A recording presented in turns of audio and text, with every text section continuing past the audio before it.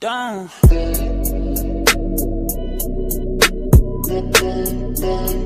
Next one. So, meanwhile, intersectionality continues to make people on the left insanely stupid. So overnight, literally over a 24-hour period, there were a bevy of anti-right-wing disruptions on campus. So Christina Hoff Sommers, a friend of mine, the factual feminist, she's a professor, she was speaking about feminism, and she was speaking about the failures of the social justice warrior program, and she was shouted down. This is at a law school. Okay, so this was happening at Lewis and Clark Law School, which is one of the better schools in the country, and a coalition of student groups had demanded that what they called known fascist Christina Hoff Sommers be no platform, meaning that they shouldn't allow her to speak. And they put out, the Portland National Lawyers Guild put out a statement saying, "We are proud of our student chapter for taking a concerted stand against fascist, racist, and misogynistic views being broadcasted on campus. The National Lawyers Guild Lewis and Clark chapter is joined with the Minority Law Students Association, Black Law Students Association, Women's Law Caucus, Immigration Student Group, Jewish Law Society, Latino Law Society, Outlaw, and Lewis and Clark Young Democratic Socialists of America to ask the Federalist Society to rescind their invitation." They did not rescind the invitation, and Christina Hoff Sommers showed up anyway. I really like Christina. She is a charming woman, and not only is she charming, she's also quite intelligent and has a lot to say. She is not a fascist, okay? There's no evidence that she's a fascist, and the attempt to boil down fascism to anything I don't like is simply idiotic. Which is more fascist? Christina Hoff Sommers coming and speaking about the lies of the feminist movement, or the people who are suggesting that they should actually be able to shut down her lecture by use of force? Okay, that seems a little more fascist to me. So here's a little bit of the video when Christina started trying to start her lecture last night at Lewis and Clark Law School. Christina Sommers has repeatedly delegitimized the suffering of women. Worldwide. But we believe our siblings and our comrades. Women are not liars with victim mentalities. Rape culture is not a myth.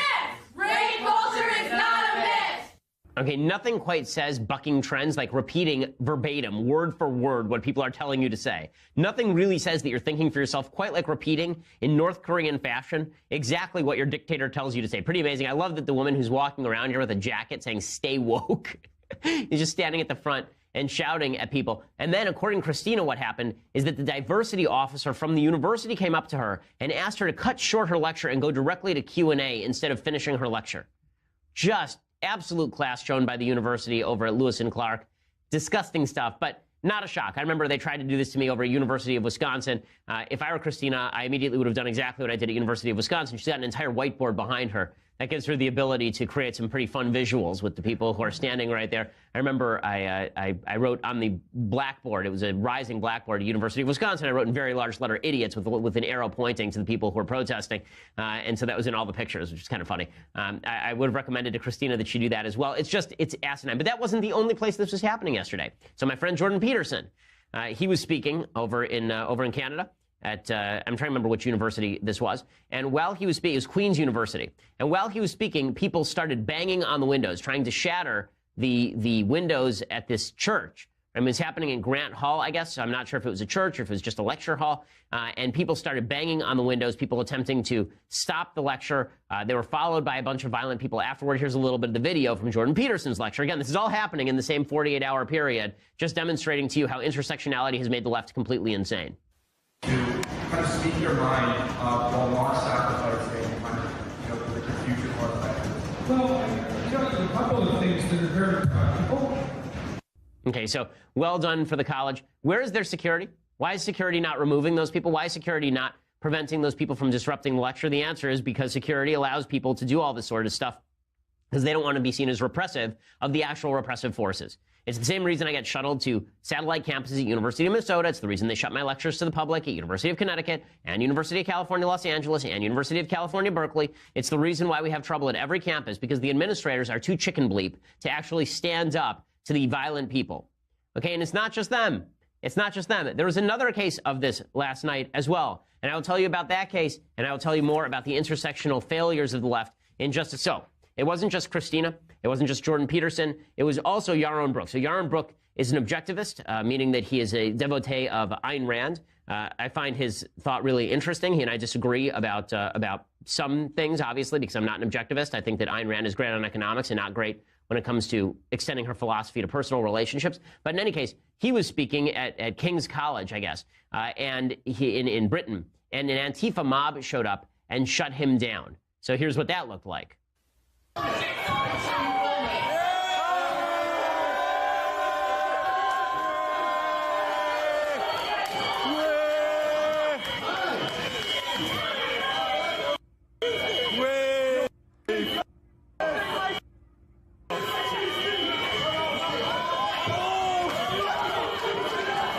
Then violence breaks out. One of the students who's doing the filming is attacked.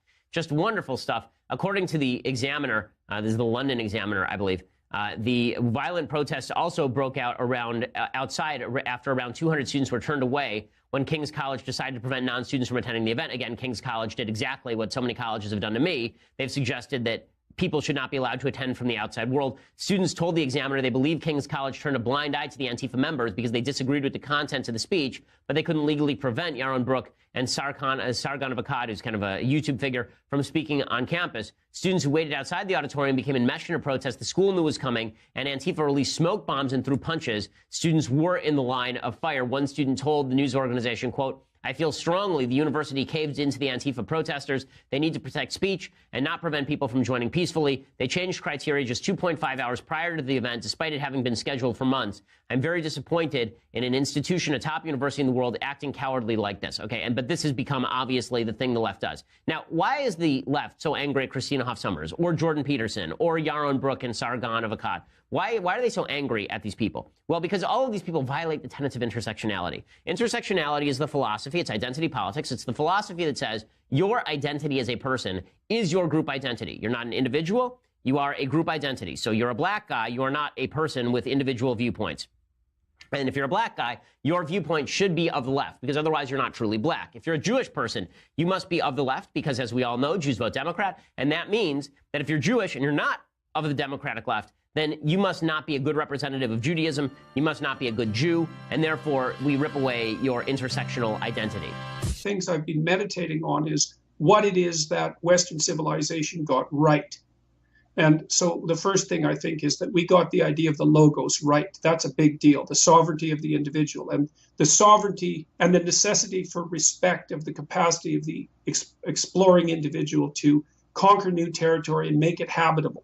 We got that right. And so, and I mean fundamentally right. But then that seems also to me to tie interestingly into the idea of property rights, because the fundamental Marxist claim, there's a number of them, but one of the most fundamental claims is that property is in some sense theft. And so that might even mean the property that you accrued as a consequence of being successful.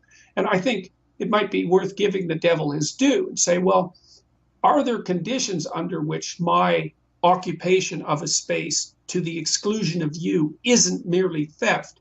And the idea of cultivation, I think, is exactly the right answer to that, is that the point is for each of us to allow the other to occupy a particular place and time in the hopes that we'll each take care of it for our own benefit and for the benefit of others. And then what happens is that everyone wins. Yeah, and this is a very obviously Lockean idea, right? This is Locke's idea of what makes property worthwhile and property rights worthwhile, is you mixed your labor with the land and you cultivated it, which is why Locke specifically talks about the notion of adverse possession, right? If I own a piece of property and I just decide to leave it trashed somewhere, and then someone comes in and cultivates the property, even though I own the property, I should have a good legal case to actually make against that owner because I'm not cultivating the property. The idea being that cultivation and use of the land is actually your individual duty. It's your individual duty, right. And it's also your communal duty. So I think that the moral legitimacy of property rights is, in Locke's thought particularly, is very much tied to cultivation and your personal stake in what you've done with the property that you own. Again, it's exactly your point that there's a mix of rights and duties. Property rights are linked to duties. It's not just property that you own. Okay, so maybe we can close with this. The idea of a garden is very interesting to me. And of course, the natural environment of the human being is the garden, according to Genesis, right? It's the Garden of Eden. And I've thought for a long time, well, why is it a garden? And the answer to that is that a garden is the optimal juxtaposition of nature and culture, right? So a garden is nature blooming of its own accord, but tended very carefully. And so then the rule would be something like, you're allowed to own something. You have the right to own something. You have the privilege to own something if what you're doing is transforming it into a bountiful garden. Yeah, I think that's exactly right. I think that's true. Okay. And I think that's true in every area of a successful life. It's true with how you raise your children. Yeah. You lose the right to raise your children properly if you're raising your children improperly. I think it's true of marriage. Marriages break down when you don't cultivate. Cultivation is the ultimate human need, is cultivation. And when we cultivate, whether it's in the realm of knowledge or science, or whether it's in the realm of religion and relationships, then we are happier. And when we don't cultivate, and when we deprive ourselves of the capacity, and both the capacity and the purpose of cultivation, then everything falls into anarchy. Then just through entropy, everything will fall apart, I think. Okay. So the right objection to privilege is cultivation. It's like, I'm not privileged, I'm cultivating. I like that. I like that a lot. Yeah, well, it's necessary to get to grip these things by the neck, And so, okay, that's good. Well, look, thanks very much for talking to me. I hope we get a chance to talk again in the relatively near future, because there's some things we could really sort out, I think. That'd be great. I'd really appreciate it. I'm a big fan of all your work, obviously. Yeah, it's feelings mutual. Thanks so much. Good talking to you. Happy New Year, eh?